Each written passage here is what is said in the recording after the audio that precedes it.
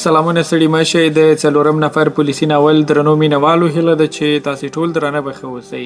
د تېرې شپږ څلوېښتمې برخې په وروستۍ کې تاسې اورېدلي وو چې رامین تیلور د پولیسو ادارې ته وسپاره. هلته یو څو خبرې ځان ته په زندان کې له تیلور سره وکړلې. بالاخره هغوی تیلور هملته په زندان کې زنداني کړ او له ماموریته راووتل.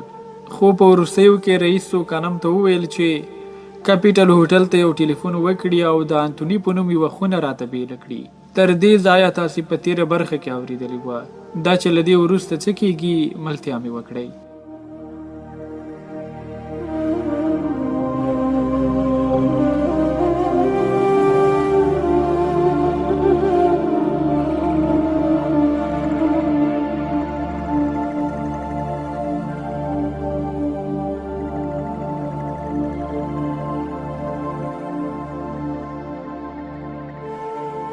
رامین وایي فریدریک ته مې وویل لومړی لیندن خپل کور ته ورسوه ځکه ډېر ستړی شوی دی. پر لارې افسر لیندن راڅخه وپوښتل وروسته دې څه په نیت کې دي؟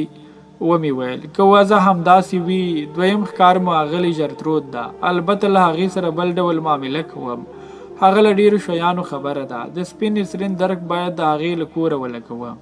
د لیندن کور ته ورسېدو. هغه د شپه په خیر په ویلو خدای پاماني وکړه. فریدریک ته مې وویل اوس د ادینا کور ته درځه.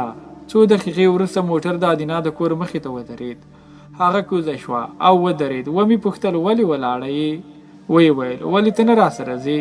نه زما خبره دې وانه ورېده. په کاپیټل هوټل کې زما لپاره ځای نیولی دی. ځان مه کاږه راښکته شه. تر اوسه یې لا وخت نه دی رارسېدلی. ادینا اوس خو هم زه او هم ته دواړه ستړي یو او ارامۍ ته اړتیا لرو. اوږې پورته واچولې او ویې ویل خو تا ژمنه کړې وه. ومې ویل ډاډه اوسه ستا سره شراب څښل او نڅېدل هم ستا په کور کې یوه ارامه هوسا خیال ته اړتیا لري. ادینا وویل شپه په خیر. ما هم ورته وویل شپه په خیر ګرانې ادینا. له هغه ځایه کاپیټل هوټل ته لاړو. زه پلی شوم او فریدریک ته مې وویل موټر در سره بوځه او سهار پر 8 بجې راپسې راشه. ډېر ناوخته وه. سم مې یاد نه دي چې شپه تر نیمایي څومره اوښتې وه. د هوټل مدیر ښاغلي انتوني ته چې زه وم سترګې پر لار وه. ځان مې ور وپېژاند. دا چې د پولیسو له مرکزه ور معرفي شوی وم کوم مدرک یې راڅخه ونه غوښت. د 15 خونې کیلۍ چې په 3م پوړ کې ور راکړه. د لیفټ خواته لاړم او ځان مې 3م پوړ ته ورساوه. خونې ته له ننوتو سره مې لومړی ګیره او بریتونه له منځه لرې کړل او بیا په بستره ننوتم. تقریبا ویلی شم چې هغه مې لومړی داسې شپه وه چې آرام ویده شوم.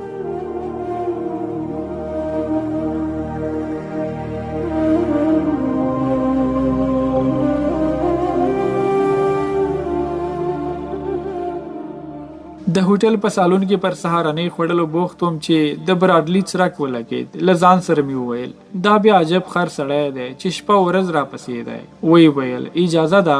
ما ورته وویل راځه کښېنه لاس نه راڅخه اخلي. ستړی مه شي. بیا څه ویل غواړې؟ هېڅ. راغلم چې د تېرې شپې بریالیتوب مبارکي درکړم. اخ براډلي ته مې ولې دومره څارې؟ اخر یو لامل باید ولري. ویې ویل لومړی د سهارنۍ راوړلو ورته ووایه چې زه دې د سوال ځواب درکړم. ومې ویل هر څه چې خورې ورته یې ووایه. براډلي د میز خدمتګار راوغوښت او د یوه سره کړي کب او یو ګیلاس کنیاکو د راوړلو سپارښتنه یې وکړه. وروسته یې ماته مخ کړ او ویې ویل خوندور خواړه دي. په ځانګړې توګه له یو ګیلاس فرانسوي کنیاکو سره خامخا مو خوړلي؟ هو خوندور خواړه دي. تر هغه لا خوندور د مار خواړه دي چې د دې ځای ځانګړې غذا ده. ومې ویل د دې خوند مې لا نه دی کتلی خو ډېر داسې کسان شته چې د مار له خوړلو پرته اوقي وي. براډلي په خندا شو. ویې ویل ته د خبرو په جوړولو کې واقعا استاد یې.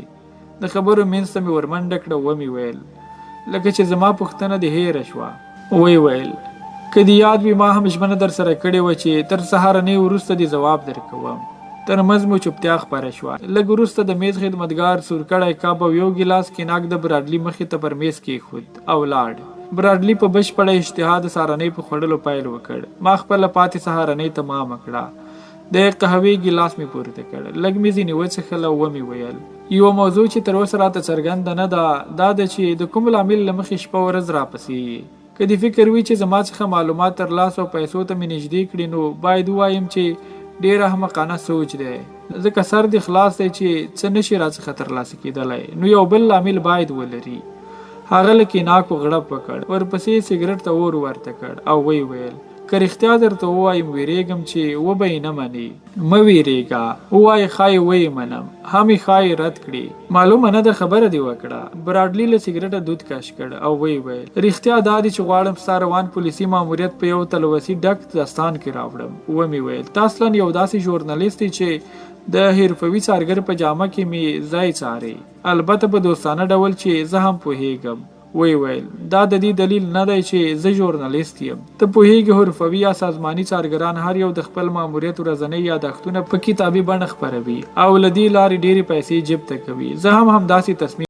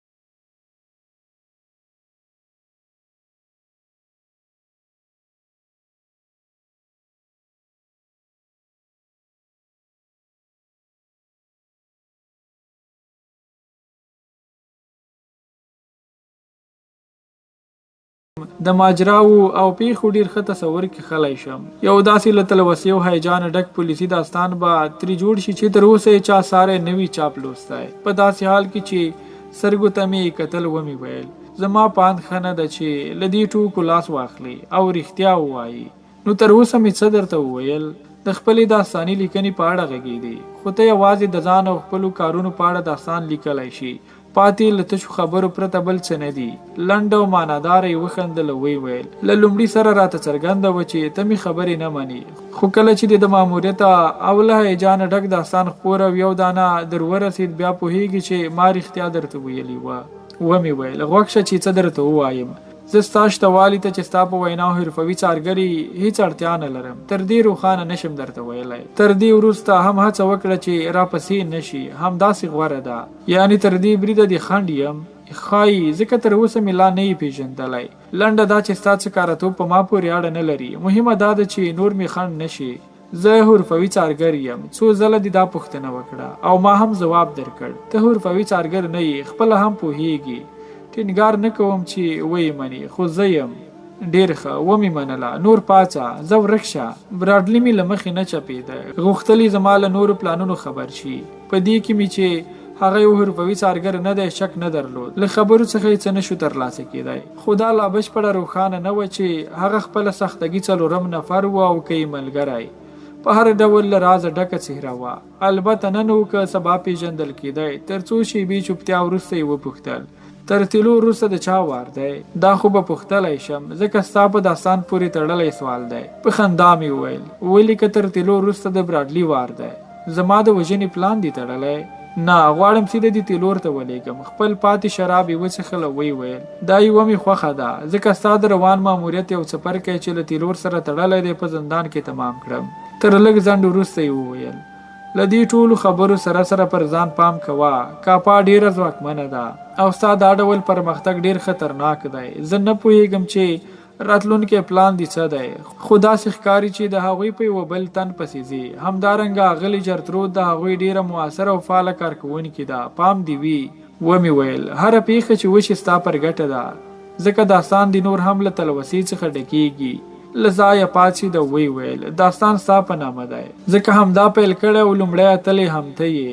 اوس د خدای په امان. د براډلي تر تګ څو دقیقې وروسته له کاپیټل هوټله راووتم. فریدریک راته منتظر وه. سیده لاړم موټر سټرینګ ته کېناستم. فریدریک راغی او اړخ ته مې کېناست. موټر مې وخوځاوه او هغه ته مې وویل د اوس لپاره مې نه یې په کار، له دې سره چې ډېر موټرونه راپسې وه، خو په لوړه هنداره کې مې پر داسې یو باري موټر سترګې ولګېدې چې راپسې څارې کاوه. راته ښکاره شو. له ځان سره مې وویل کاپا مې ډېره ژر د وژنې له جعلي خبره آګاه شوې ده. کوم چا مې ښایي راز ورته پاشلی وي. فکر مې براټلي ته ور واوښت. فریدریک وپوښتل نو ما چیرې بیایست؟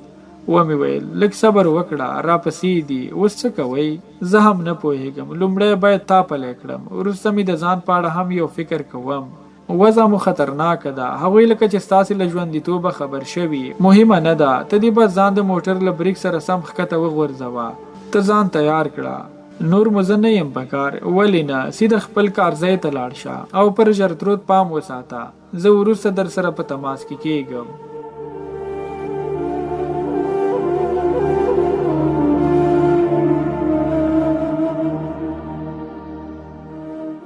درنو اوریدونکو، دا و د 4 نفر پولیسي ناول 40مه برخه چې ما رحمت الله همت درته وړاندې کړه.